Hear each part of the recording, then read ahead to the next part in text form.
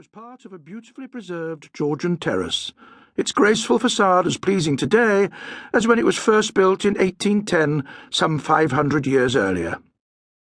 In fact, Lydall Street was the only Georgian terrace left standing in the metropolis. It was also the only street with houses built of brick.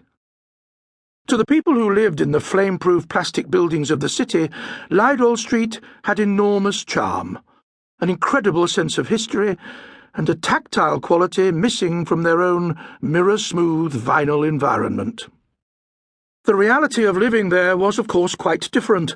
The houses were drafty, uncomfortable, and cost a fortune to maintain. Although it was an honour to be allowed to occupy such a dwelling, it was also vital that you were rich. Some people said it was better if you were mad. The truth was, of course, it was better if you were both. The family who occupied number 25 possessed the above qualifications in great abundance, but they also possessed a much greater and more precious gift: genius. The Sylvest family, for it was they who occupied number 25, were all gifted mathematicians.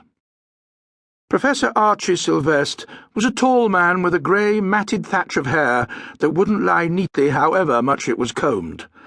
His face was florid and his waist thick from drinking too much Voxnick, a delicious alcoholic beverage made from fermented Viston seeds.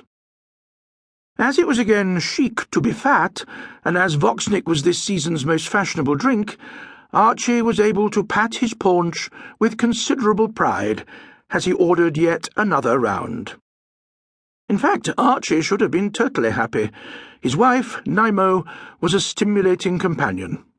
He loved his work at the university, wallowed in the company of his students, revelled in the respect shown by his fellow lecturers, loved drinking too much Voxnick with computer programmer Vestal Smith, a person of deep warmth, deep personal understanding, and even deeper blue eyes. In fact, Archie would have been totally happy if it hadn't been for one thing. He was frightened to go home, for there were his twin sons. Romulus and Remus Sylvest were 12-year-old identical twins. Such was their precise mirror image of each other, even their parents were occasionally confused. This gave the twins enormous pleasure, and they would go out of their way to create even further embarrassment. The trouble was they didn't know when to stop, and they would go on and on and on.